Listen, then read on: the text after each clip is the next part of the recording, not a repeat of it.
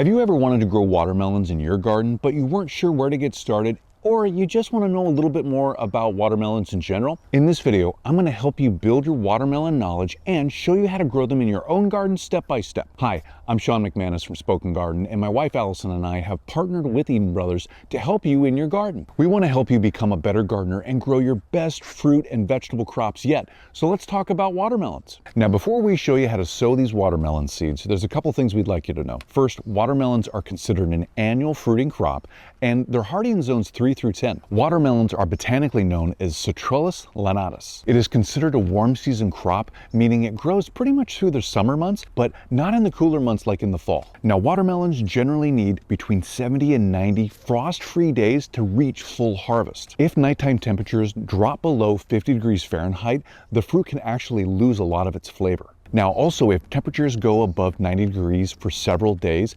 this can induce flower drop where the fruit will not set. Today, we're going to show you how to sow Congo watermelon seeds, which is an open pollinated heirloom seed variety, and it's an AAS winner.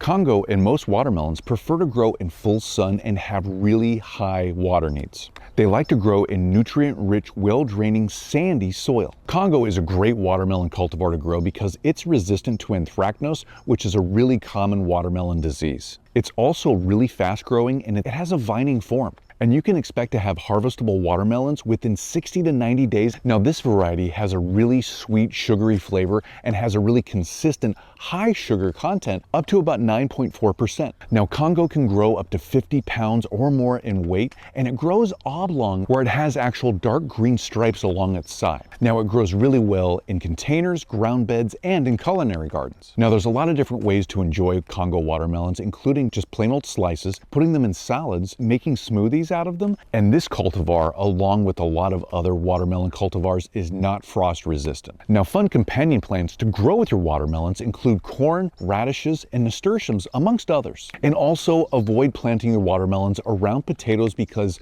they will attract the same kind of pests. To start your watermelon seeds indoors, you'll need to sow them 4 to 6 weeks before you transplant them out into your garden, knowing that you'll be able to transplant them 3 to 4 weeks after your last frost date. If you're going to sow your seeds outdoors, or what is known as direct sow your seeds, you'll need to direct sow them 3 to 4 weeks after your last average frost date. Now, when you get ready to transplant your indoor seedlings out into your garden, make sure that your daily air and soil temperatures are at least 70 degrees Fahrenheit. Starting watermelon seeds indoors is easy and fun, so let's go over this. You can see here we've got a tray filled with seed starting soil.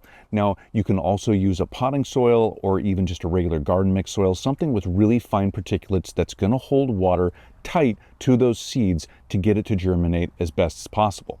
Now, we've already pre-moistened our soil, which you want to do, and we're going to use our favorite seed sowing tool, this Diby XL, because it's got graduated depth markings, and we need to sow these seeds of these watermelons a whole inch below the soil surface. First, we'll make our planting holes to the correct depth, and so you can see I'm really pressing down. I'm going really deep into these seed cells here. Next, we'll get our seeds out, and you can plant 2 or even 3 seeds per planting hole because you really want to make sure that you get at least one of them or more to germinate. And so we'll just drop those down in there. And then after the seeds are placed in their hole, just cover them with some more soil. And you can either cover them with the soil already here or just drop some more soil on top and make that soil level with the surrounding soil. And the last step is to water your seedlings in.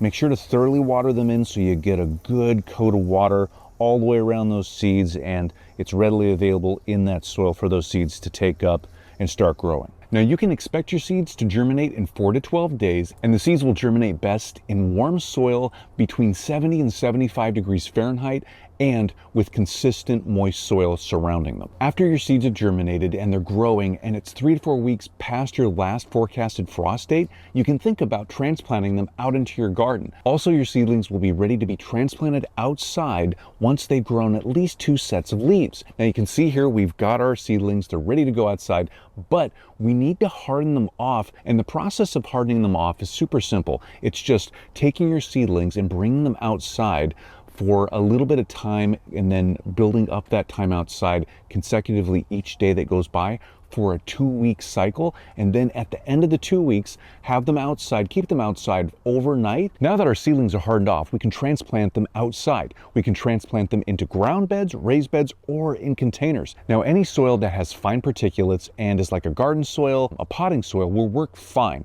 We want to just make sure that it has lots of nutrients and it drains really well. You're going to need to space each one of these seedlings 36 to 48 inches apart from each other and other plants so they have plenty of room to grow into. If you're planting in a ground bed or even a raised bed and the soil is compacted, you're going to want to loosen that soil up 12 inches deep and 24 inches wide so each one of these seedlings has a lot of nice loose soil to grow into and develop into. We're going to be planting in this container right now, so we don't need to loosen up the soil. It's already loose. So let's get our seedlings out of this seed cell tray. And I want to show you something real quick here before we actually plant them in the ground. So it's really important to know that you want to match this soil level of your seedling to the soil level in your container, your ground bed, your raised bed, because you don't want them planted too low or too high, because that can lead to other issues later on as the plant's growing.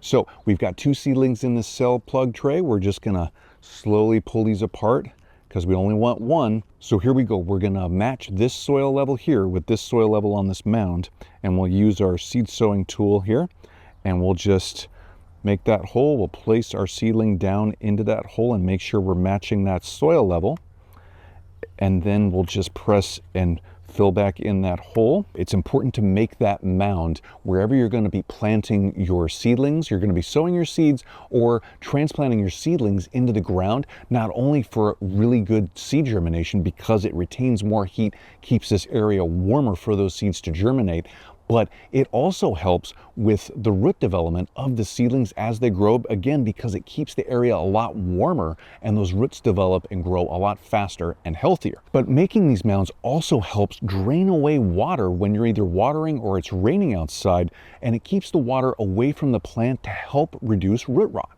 So gently water in your seedlings. You don't want your water on full blast. You don't want to push or move that seedling out of its new planting spot. Now you can sow your seeds outdoors either in ground beds, raised beds, or in containers. Just make sure to realize that each one of these plants, each one of these seeds needs to be sown and grown 36 to 48 inches apart from other plants. You might need to mound that soil up where you're planting those seeds because it'll help retain more heat and radiate more heat out to the plant as it grows. And so I'm just going to build a real quick mound here in the center, pat it down. So these seeds need to be sown 1 inch below the soil surface. So I'm going to use my Diby XL here, and I'm going to just use those graduated depth markings to get that right 1 inch depth. It's recommended to plant 4 to 6 seeds in your planting hole so you get at least some of these to germinate, and then you can pick from the most robust ones to keep here and grow in this container. So we'll cover up our planting hole, make sure they're nice and well covered. We'll pat that down. Now we just need to water these in and get them really nice and wet, and it's going to pay off to keep these consistently moist for the next couple of days until they germinate. To help with germination, make sure to set your container where you sowed your seeds,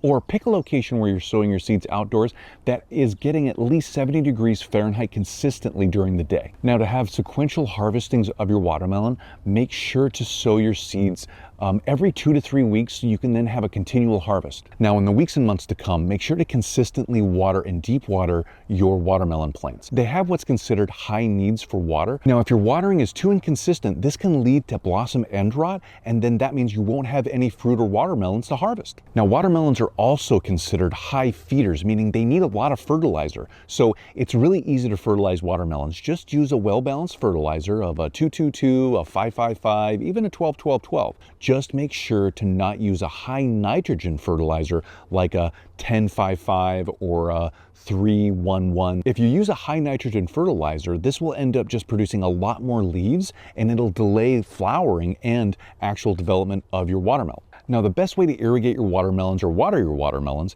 is to do it with drip hoses or some type of drip system so you keep the water down close to the soil surface. The last thing you want to do is get a lot of water on the plant, as this can lead to a lot of different diseases and problems when growing your watermelons. Now, if you're growing your watermelons in a really dry, hot location, wherever you garden at, don't plant your seedlings or your seeds in a mound. Actually, plant them in an inverted mound. And what this does is every time you water, it helps keep the water in that specific location around your seeds and around your seedlings so they're really well hydrated and you get good germination and growth out of them.